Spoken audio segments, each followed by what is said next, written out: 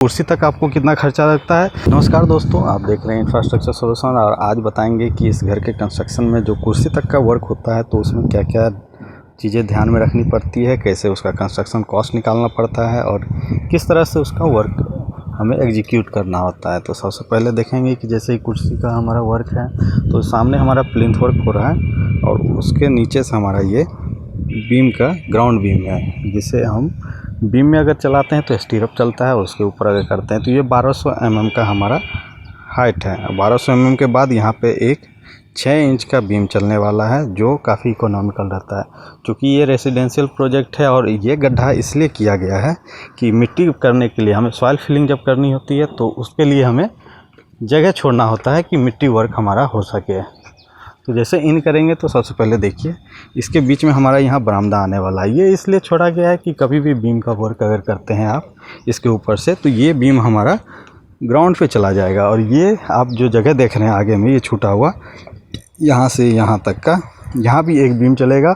और जब मिट्टी करण अंदर पूरा हो जाएगा, जब सॉइल फिलिंग पूरी हो जाएगी, उसके बाद यहाँ पे हमारा ब्रिक वर्क होके और ये घर हमारा कंप्लीट कर दिया जाएगा। और ये प्लिंथ इतना ही रहेगा और आगे हम यहाँ पे फिर रैंप उतारेंगे और स्टेयर बनाएंगे।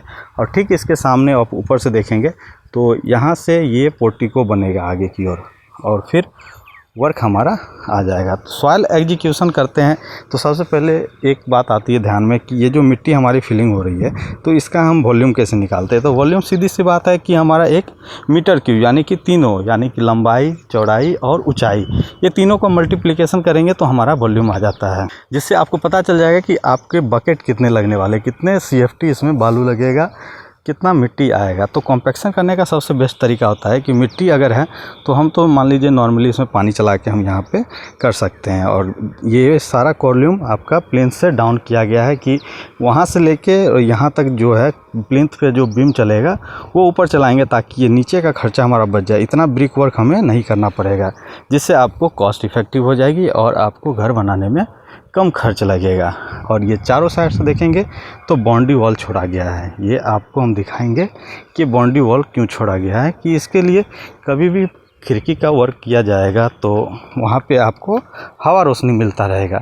घर बनाने के लिए सबसे अहम बात होती है फाउंडेशन। फाउंडेशन के लिए जब भी आप नीचे प्लेट्स बनाएंगे तो हमें इसी तरह से बनाने पड़ते हैं। ये देखिए, ये नीचे से हमारा 9 इंच हाइट है, क्योंकि ये 1.25 फीट ढलाई होगी।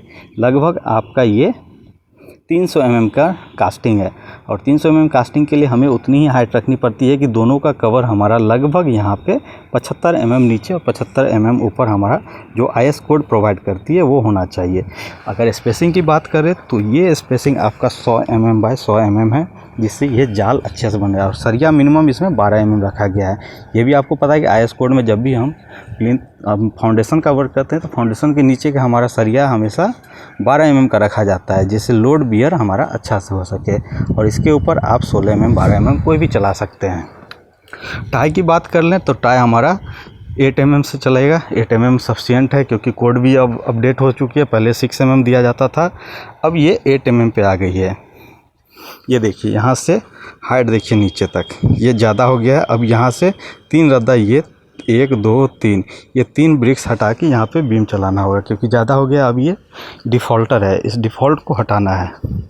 जैसे बताया थी ये गैलरी छोड़ी गई है और इस गैलरी को छोड़ने के कारण हमारा यहाँ पे खिड़की और जो भी आप बाहर डक्ट निकालते हैं तो ये ज़्यादा एयर वेंटिलेशन का वर्क करेगा और घर हमेशा कूल्ड रहेगा, जिससे आपको AC अगर नहीं भी चलाएंगे तो आपके घर में अच्छे से आ जाएगा। तो यहाँ तक की बात थी कुर्सी तक आपको कितना खर्चा लगता है।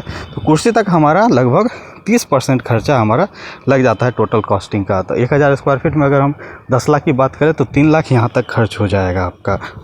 अब ये देखिए, ये सामने जो ब्रिक वर्क हो रखी है ये सब 3 रद्दा डाउन करेंगे, क्योंकि 1200 mm से ऊपर हो गया है, जिससे आपको गड़बड़ हो सकती है। सामने गेट की बात करें तो बाउंड्री हमारा 4 दीवारी करना होगा। 4 दीवारी इस तरह से करते हैं कि देखिए सामने देखिए 5 इंच की वॉल है और पिलर भी 5 इंच है, क्योंकि ऊपर से कोई लोड आना ही नहीं है। अगर लोड ऊपर से नहीं आएगा तो फिर हम उसे क्यों करेंगे 10 इंच का हमें कास्टिंग। इसीलिए जब भी बाउंड्री करें तो हमें 5 इंच की दीवार में 5 इंच ही करनी है, क्योंकि उस पर लोड जाएगा ही नहीं।